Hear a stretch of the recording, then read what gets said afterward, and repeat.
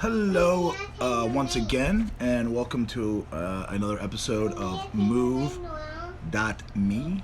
which is exactly that. I guess me watching and then writing about movies that move me in the right direction, closer to, I guess, who we are as people, as individuals. So this week's movie is Chasing Amy, a cool romance. An unusual or unconventional romance from 1997 that is very, very real and very raw with This the is Dancing words. Kitty. Dancing Kitty, with the words, Where did you get on? with the script and how it's said and how people deal with people. So it was a wonderful movie. So here it goes.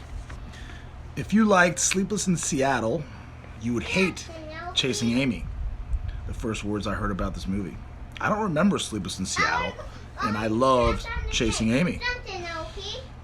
It's getting real here in Florida with rain cross-like at my face in my typewriter. We're here. And like the Florida rains, Chasing Amy gets real. Chasing Amy is about comic books, and it is one of the most raw movies I have seen in a while. Balderdash, you might say. How could comics be real? Mommy, come Maybe on. it's the opposites working their magic. Get off the doors. In our comic book action movie age, throw Chasing Amy in there, I bet it will float. That's what real things do. So let's dive in. I think that our highest calling is to know who we are inside. Is it good that our eyes always look out and don't look in? I'd say yes. Or it would turn into a lifelong zoom of us staring at us. And we would miss the main idea that looking out lights the way in. So, it is that our eyes look out on the world to let the world learn us to look into ourselves. That opposite magic at work once again. Contrary to what we might see on social media, life is not a snapshot. It is a motion picture, live and in color. Our motion picture never stops and it always changes. In our movie, everyday things change and we try to adjust to life's undulations. I think that is why surfers constantly describe the experience as being in the moment, Okay, are you coming? in a zone lit with the intensity of the world around you. Go faster, Mommy. I also think this is why we pray, meditate, yoga, run, think, talk, write, live. To feel the world, to be able to feel yourself. To be better to the world than you were yesterday, to understand yourself a little deeper today. As the earth rockets around the sun, it spins on its axis. It is the self turning while everything around you changes too.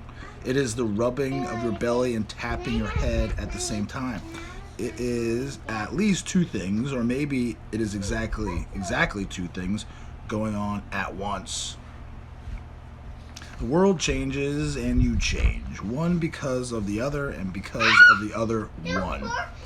A symbiotic gravity all the time pulling. So it is in our ever-changing world that our ever-changing selves keep running, thinking, talking, and praying. Playing in the world to figure our world that is between our ears and in our hearts. Ben Affleck plays Holden McNeil, who authors comics with his lifelong friend Banky. Surfing the rollers of the inlet is one thing, and surfing the monsters of another coast is another. Living in an apartment with your BFF, reading and writing comics is one thing, and dating a lesbian who has lived a comic book life is another. Holden gathers this while chasing Alyssa, and Chasing Amy is his comic, whose last words are, in the end, what she taught me was simple. In love, you have to put the individual ahead of their actions. I think that is right, but I think that better than Amy and Holden, Alyssa on the movie's poster puts it, it is not who you love, it is how. Chasing Amy, I recommend it. Entertaining, comedy with a lot of depth, a lot of substance. Next movie up for me will be The Curious Case of Benjamin Button. I am following alphabetically this list that's on Vulture, BULTURE.com, the best 100 movies on Netflix right now. Not now, right now.